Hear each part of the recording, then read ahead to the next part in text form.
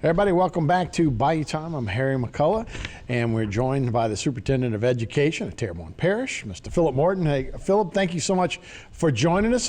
We should be talking about the start of a brand new year, schools and optimism and those kind of things. But again, this Delta variant has seemed to throw a wrench into everybody's plans.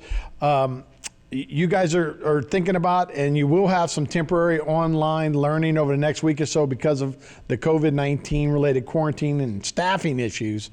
One place in particular, Coteau Bayou Blue Elementary, and the fifth grade students at Mulberry in Houma will be quarantined over the next 10 days. You want to tell us a little bit about this situation? Yeah, Harry, thank you for having me. You know, there's a good news, bad news to every situation. The bad news at Coteau Bayou Blue is that the entire school is having to be quarantined, all the kids. The good news, it's not because there was a COVID outbreak. There was not an outbreak of COVID at Coteau Bayou Blue. Actually, the numbers at Coteau Bayou Blue are probably lower than some other schools. Contact tracing is like dominoes. When one falls, they all fall. So, and we don't make that call, Harry. You know, we rely on medical professionals, and when they suggest or recommend that we do something, I salute, say, yes, ma'am, yes, sir, and do it. So that's where we're at there. But I do want the viewing public, and particularly the parents of Coteau Bayou Blue, to know that there was not an outbreak of COVID at Coteau Bayou Blue. It was a contact tracing quarantine issue. Like I said, good news, bad news. The bad news is that we're going to have, disruption with the kids, but we are going to be doing just for the Coteau Bayou Blue kids and any quarantine kid. The teachers are going to be doing live virtual instruction, so that will continue. And at Mulberry is a much smaller group, fifth graders. Again, that was not because there was a whole bunch of fifth graders that had COVID, but the contact tracing, again, quarantine requirements, that once you reach a critical mass, it's almost all the kids, well, then you just apply it to everybody. Yeah, as an administrator, Philip, and you're trying to get a school year in, last year the numbers we saw were not as good as they were when they were in class learning. So you're trying to get everybody back in the classes. You have this contract tracing. You also have a dynamic in our community where some people don't even want to wear masks. Obviously, the vaccine's a controversial thing. I guess you got to feel like school is almost political at this point when you're trying to do these kind of things. But I guess you just got to deal with your rules, stay within your rules, and try to have a school year like that. Yeah, Harry, as you know and as you've articulated, it's become a very emotionally charged issue with many people, masks and vaccines, and that we try to stay out of that, and we just do what the medical professionals recommend that we do and follow the governor's orders that we have no option to do. Some people think that we can just say no.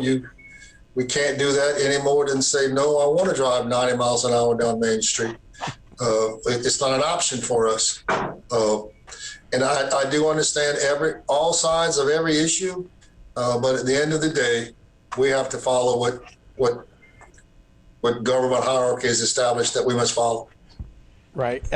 We are starting football games. It looks like we're going to be able to do things outside this year that weren't weren't able to do a lot of those things in the last year and a half.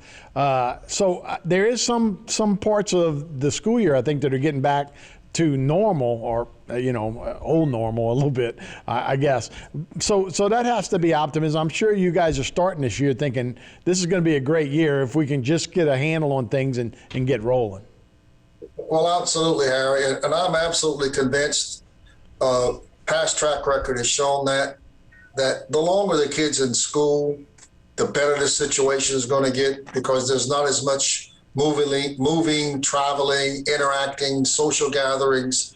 It's just once kids are in school, those types of activities are curtailed. So we are very optimistic that this is going to be we have not had an overflow of COVID positive kids. I do not want to paint that picture, but we obviously have COVID positive students and adults. You know, when you got 18,000 people, well, that's 18,000 kids. With everybody, it's over 20,000. That's a pretty big village. So it would be unreasonable to expect to have none.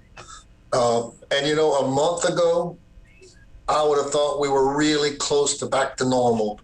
But the Delta variant had other ideas, unfortunately. Yeah, it sure did. And Philip, we have about a minute left to go in school. And does the vaccine, I know the teachers were able to get in, you know, they did the older folks, and then the teachers were part of that earlier group to get vaccines. Do you think they're going to help this school year as the vaccines, most of your staff, I would think, are vaccinated as we go into this year?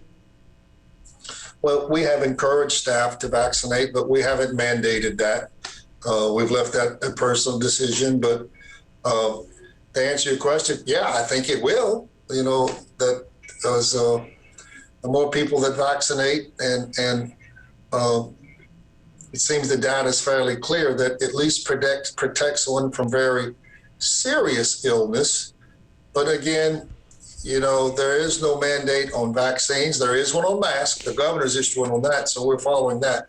But vaccines, that's if we would encourage people to take one, but if they don't want to take one, that's certainly their choice.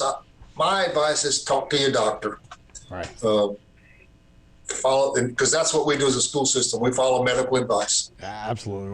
Well, Mr. Philip Martin, thank you so much for joining us. We appreciate it. And hopefully next time we can talk about how the great scores are coming up from last year, and we can do a story on that down the road. Very good. Yeah. Thank Excellent. you very much. Thank you, Harry. That's Philip Martin, our Superintendent of Education.